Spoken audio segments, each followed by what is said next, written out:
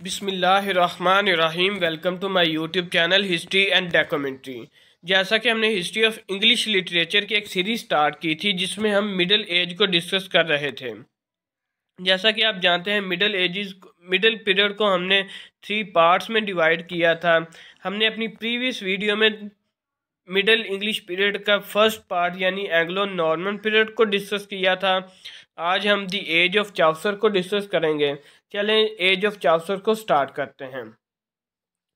As of Chaucer को start करने से पहले मैं चाहता हूं कि आप ये जो आउटलाइंस हैं अपनी नोटबुक पर नोट कर लें। इसके अकॉर्डिंग हम इस लेक्चर को वाइंड अप करेंगे। पहले हम चाउसर की बायोग्राफी के बारे में बात करेंगे, फिर हम father of English literature Chaucer को क्यों कहा जाता है इसके बारे में बात करेंगे।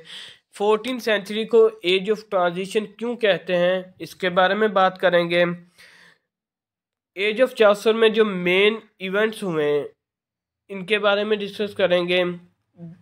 14th सेंचुरी में जो वर्क प्रोड्यूस किए गए उनको 3 पीरियड में कैसे डिवाइड किया गया, कैटेगराइज किया गया, इसके बारे में डिस्कस करेंगे और इस लेक्चर को वाइंड अप करेंगे।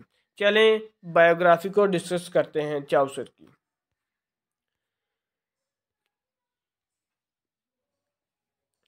चाउसर का फुल नेम जॉफरी चाउसर है जो 1340 में पैदा होते हैं। इसकी डेट ऑफ बर्थ कंफर्म नहीं है, मुख्तलिफ बुक्स में मुख्तलिफ लिखी गई है और इसकी डेथ 1400 में हो जाती है जो कि 14th सेंचुरी का जो पीरियड है एज ऑफ चाउसर कहलाता है। ये मुख्तलिफ बुक के ऑथर भी रहे, पोइट भी कहा जाता है इन्हें, और 14th सेंचुरी में एज आ सिविल सर्वेंट भी इन्होंने काम किया। जॉफरी चाउसर को फादर ऑफ इंग्लिश लिटरेचर कहते हैं। ड्राइडन ने कहा था कि Chaucer was a father of English literature because during Anglo Norman period जो मोस्टली वर्क था वो फ्रेंच और इटालियन लैंग्वेज में लिखा जाता था, लेकिन चाउसर ने उनको ट्रांसलेट करके इंग्लिश में लिखना शुरू किया।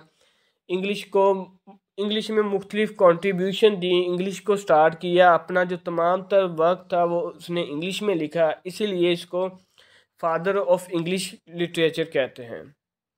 तो ये इसकी ब्रीफ बायोग्राफी थी। आगे जी हम an era of transition, 14th century को एज ऑफ ट्रांजिशन क्यों कहते हैं, क्योंकि 14th सेंचुरी में मिडीवलिज्म एंड हो जाता है और मॉडर्निज्म स्टार्ट हो जाता है। इसी वजह से हम 14th सेंचुरी को एज ऑफ ट्रांजिशन कहते हैं। इसमें एक काम और मेजर जो काम होता है वो ओरल लिटरेचर को रिटन लिटरेचर में कन्वर्ट किया जाता है। ड्यूरिंग एंग्लो नॉर्मन पीरियड और एंग्लो सैक्सन पीरियड मोस्टली जो लिटरेचर था वो स्टोरीज की फॉर्म में लोगों को ओरली सुनाया जाता था, लिखा बहुत कम जाता है due to lack of printing. इसी वजह से 14th सेंचुरी को एज ऑफ ट्रांजिशन कहते हैं कि क्योंकि ओरल लिटरेचर रिटन लिटरेचर में कन्वर्ट कर दिया गया। एज ऑफ चाउसर में यानी 14th सेंचुरी में इंग्लिश लैंग्वेज को एज आ लिटरेरी लैंग्वेज इस्टेब्लिश किया गया, क्योंकि तमाम तर जो लिटरेचर था वो इंग्लिश लैंग्वेज में पब्लिश हो रहा था, इंग्लिश लैंग्वेज में कंपोज हो रहा था। तो इसी वजह से 14th सेंचुरी को एज ऑफ ट्रांजिशन कहते हैं। चलें नेक्स्ट स्लाइड पर चलते हैं। Events during 14th century 3 major events हुए, मोस्ट सिग्निफिकेंट इवेंट्स हुए 3। फर्स्ट जो इवेंट था वो दी 100 ईयर वार जो कि फ्रेंच और इंग्लैंड के दरमियान लड़ी गई। प्लेग एपिडेमिक हुआ 3 टाइम इंग्लैंड में। पीजेंट रिवोल्ट हुआ इसी 14th सेंचुरी में। तो ये 3 मेन इवेंट्स है, इनको हम थोड़ा डिटेल में डिस्कस करते हैं।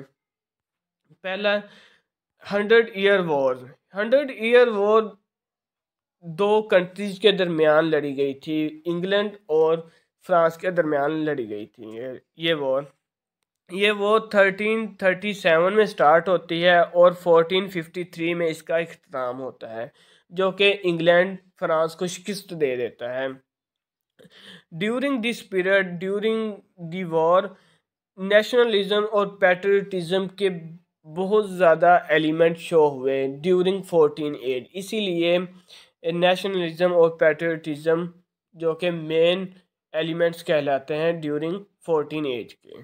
आगे जी हम बात करते हैं plague epidemics.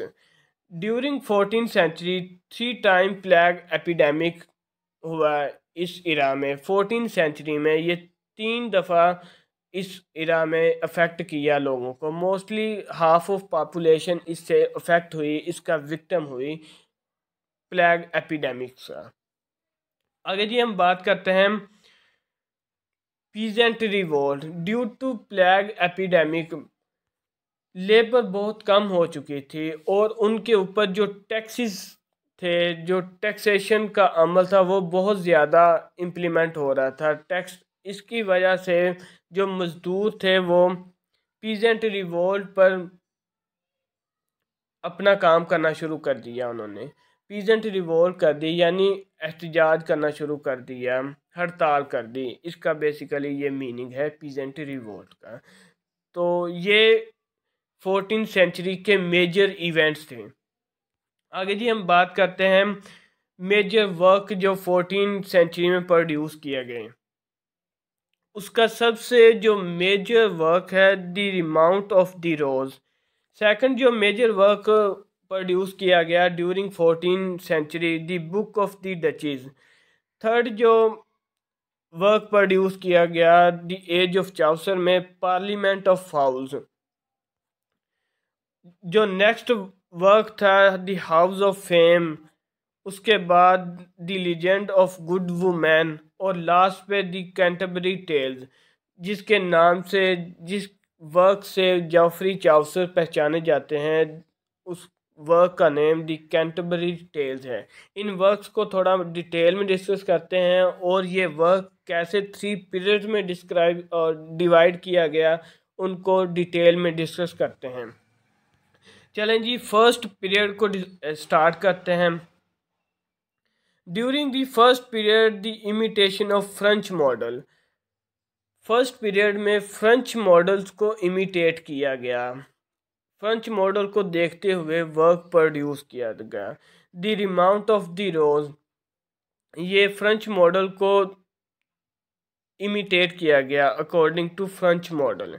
This point gives an intimation introduction to the medieval French romances and allegories of courtly love। courtly love का मतलब यहाँ ये है कि जो ड्यूरिंग 14th सेंचुरी जो रिच लेडी थी उनके हस्बैंड अपना लव, अपनी सेटिस्फेक्शन, अपनी जेनरोसिटी शो करते थे अपनी लेडी को, अपनी जिससे वो शादी करना चाहते थे। तो इस तरह के जो थीम्स थे द रिमाउंट ऑफ द रोज में मिलते हैं। द बुक ऑफ डचेज ये फर्स्ट पीरियड का सेकंड मोस्ट इम्पोर्टेंट वर्क है। The Book of duchess is elegy poetry. Elegy poetry एक लिरिकल फॉर्म पोइट्री है जो कि सेल्फ एक्सप्रेशन के लिए लिखी जाती है। जो एलिजी है वो सैड मोमेंट के लिए लिखी जाती है। जब किसी की डेथ हो जाती है उसका इजहार करने के लिए जो पोइट्री लिखी जाती है उसको एलिजी पोइट्री कहते हैं। चलें जी अब हम सेकंड पीरियड के बारे में डिस्कस करते हैं। Second period influences of Italian literature. इसमें जो वर्क लिखा गया वो इटालियन लिटरेचर के अंडर लिखा गया। डेंटे डिवाइन एंड बोccaccio पोइम्स, ये 2 मेजर पोइम्स थी जो कि इन्फ्लुएंस ऑफ इटालियन लिटरेचर के अकॉर्डिंग लिखी गई। The parliament of fowls, the House of fame, ये 2 मोस्ट इम्पोर्टेंट वर्क था जो चाउसर के इरा में प्रोड्यूस किया गया। जो थर्ड पीरियड है 14th सेंचुरी का, एज ऑफ चाउसर का, उसे इंग्लिश पीरियड कहा जाता है क्योंकि ये ओरिजिनलिटी को शो करता है। बेसिकली यही जो ख़ास जो मेन जो मोस्ट इम्पोर्टेंट वर्क है वो थर्ड पीरियड में प्रोड्यूस किया गया। The Legend of Good Women, the Canterbury Tales third period का जो मोस्ट इम्पोर्टेंट वर्क है वो प्रोड्यूस किया गया। कैंटरबरी टेल्स में 30 पिलग्रम्स हैं, बेसिकली 29 है, अगर चौसर को इंक्लूड किया जाए तो ये 30 पिलग्रम्स की स्टोरीज़ हैं जो कि कैंटरबरी टेल्स में लिखी गई हैं, जो कि मुख्तलिफ करैक्टर को बड़ा यूनिक तरीके से वर्ड्स की शक्ल में कन्वर्ट किया गया है। तो ये यूनिक करैक्टर्स की स्टोरीज़ हैं इन कैंटरबरी टेल्स को हम डिटेल में एक स्पेसिफिक वीडियो में डिस्कस करेंगे। ये थी एज ऑफ चाउसर।